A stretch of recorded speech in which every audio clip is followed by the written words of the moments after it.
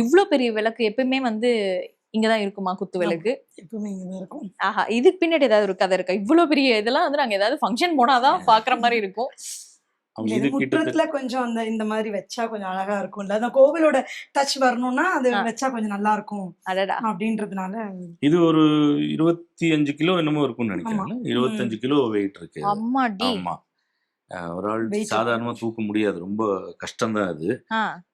வேண்டாம்னு நினைக்கிறேன். வேணுமா இந்த இளவட்டக்கல்ல தூக்குற மாதிரி வேணா தூக்கி உனக்கு ஒரு ஐ லவ் யூ சொல்லிட்டா ரொம்ப கஷ்டம். ஆமா, ஏன்னா அது ரொம்ப வெயிட் இது. அண்ட் வந்து முற்றத்துல நார்மலா நம்ம பாக்குறோம் அப்படின்னா நம்மளுடைய ட்ரெடிஷனல் செட்டிநாடு ஹோம்ல எல்லாம் பார்க்கும்போது லைட்டா வேணா இறங்கியிருக்கும், இல்லைன்னா வந்து ஈக்குவலா வச்சிருப்பாங்க. இது கிட்டத்தட்ட ஒரு ஒரு சின்னதா ஒரு பாண்ட் சைஸுக்கு நீங்க வந்து பண்ணிருக்கீங்க. இது 1.5 அடிக்கு மேல அது வந்து டெப்த் இருக்கு. நமக்கு வந்து இதுல என்னன்னு கேட்டீங்கன்னா, தண்ணி நிக்கணும், தண்ணி போகணும், அதுக்கான வழி இருக்கு. இப்போ கார்த்திகை தீபம் எல்லாம் பாத்தீங்கன்னா, இப்ப இவங்க என்ன பண்ணுவாங்கன்னு கேட்டீங்கன்னா, அந்த இதெல்லாம் ஃபுல்லா க்ளோஸ் பண்ணிட்டு இதுல ஃபுல்லா தண்ணி நிறைச்சிருவாங்க. இந்த ஸ்டெப் ஃபுல்லா இந்த முழுகிற வரைக்கும் ஃபுல்லா தண்ணி நிறைச்சு இதுக்குள்ள ஃபுல்லா பூ போட்டு அதுல வந்து விளக்கு எல்லாம் வச்சு ஒரு வழிபாடு, நடராஜரை கொண்டு வந்து சென்டர்ல வச்சு அங்க ஒரு வழிபாடு நடக்கும்.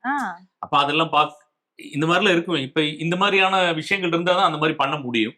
அதனால அந்த மாதிரி பண்ணியாச்சு, பண்ணாங்க இல்ல.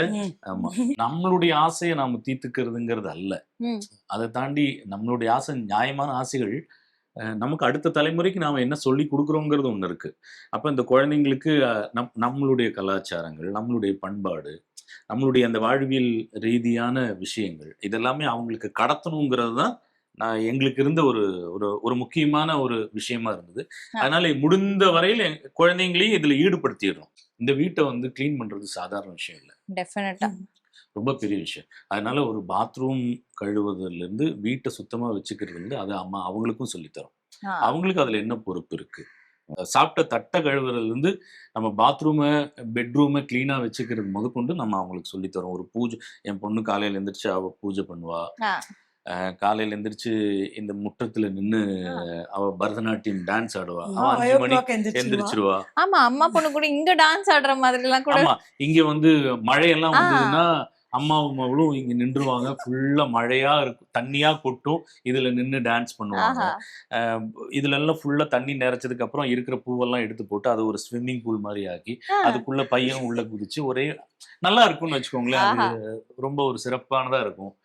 வாழ்ந்துருவோமே, என்ன இப்போ என்ன சொல்றீங்க? அவ்வளவுதான். அழகா சொல்றீங்க சார்.